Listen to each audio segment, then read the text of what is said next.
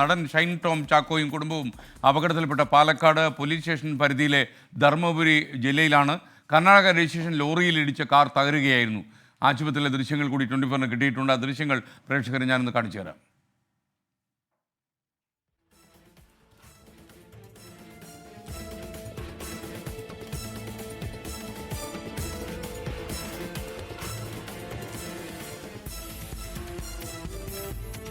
ഈ ഷൈൻ ടോം ചാക്കോയും കുടുംബം അപകടത്തിൽപ്പെട്ടത് പാലക്കോട് പോലീസ് സ്റ്റേഷൻ പരിധിയിലെ ധർമ്മപുരിയിലാണ്. അത് കർണാടകത്തിലാണ്. കർണാടക രജിസ്ട്രേഷൻ ലോറിയിൽ ഇടിച്ചാണ് കാർ തകർന്നു പോയത്. ഇതിൽ ഷൈൻ ടോം ചാക്കോൻ്റെ കൈ ഒടിഞ്ഞു എന്നാണ് നമുക്ക് ലഭിച്ച വിവരം. അതുപോലെ CP ചാക്കോ, അദ്ദേഹത്തിൻ്റെ പിതാവ്, മരിക്കുകയും ചെയ്തു.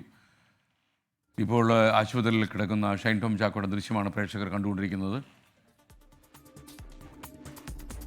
കൊച്ചിയിൽ നിന്ന് ശ്യാംകുമാർ തത്സമയം ചേരുകയാണ്. ശ്യാംകുമാർ, കൂടുതൽ എന്ത് വിവരമാണ് നമുക്ക് ലഭിച്ചത്?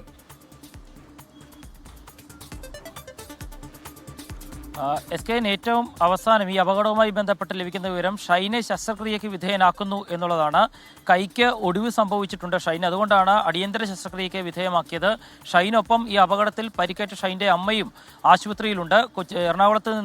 തൃശ്ശൂരിൽ നിന്ന് ഷൈൻ്റെ സഹോദരിമാരും ബന്ധുക്കളുമടക്കം തിരിച്ച് അങ്ങോട്ട് അപകടമുണ്ടായ സ്ഥലത്തേക്ക് യാത്ര ആരംഭിച്ചിട്ടുമുണ്ട്. ഷൈൻ്റെ പിതാവിൻ്റെ മൃതദേഹം ഇപ്പോൾ ധർമ്മപുരി ആശുപത്രിയിൽ മോർച്ചറിയിൽ സൂക്ഷിച്ചിരിക്കുകയാണ്. അത് പോസ്റ്റ്മോർട്ടത്തിന് ശേഷം ഉച്ചയ്ക്ക് ബന്ധുക്കൾക്ക് കൈമാറും എന്നുള്ളതാണ് അറിയുന്നത്. നിലവിൽ ഷൈൻ്റെ സഹായികളും ഷൈൻ്റെ സഹോദരൻ അടക്കം, ജോക്കുട്ടൻ എന്ന് വിളിക്കുന്ന ഷൈൻ്റെ സഹോദരനും അടക്കം അവിടെ ഉണ്ട്, ആശുപത്രിയിലുണ്ട്.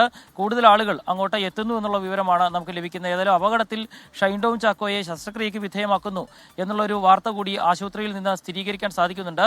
ഷൈൻ സഞ്ചരിച്ചിരുന്ന കാർ ലോറിയുമായി കൂട്ടിയിടിച്ചാണ് അപകടമുണ്ടായത്. ഷൈൻ്റെ സഹായിയായിരുന്നു ആ കാർ ഓടിച്ചിരുന്നത്. ആ അപകടത്തിലാണ് ഷൈൻ്റെ പിതാവിന് മരണം സംഭവിക്കുകയും ഷൈന് പരിക്കേൽക്കുകയും ചെയ്തിരിക്കുന്നത്. ഷൈൻ്റെ അമ്മയ്ക്കും ഈ അപകടത്തിൽ പരിക്കേറ്റിട്ടുണ്ട്. ഏതായാലും ഷൈന് ഇപ്പോൾ അടിയന്തര ശസ്ത്രക്രിയ നടത്തുന്നു എന്നുള്ള വിവരം കൂടിയാണ് ധർമ്മപുരിയിൽ നിന്ന് നമുക്ക് ലഭിക്കുന്നത്. സ്കെയിൻ കുമാറാണ് വിവരങ്ങൾ നൽകിയത്.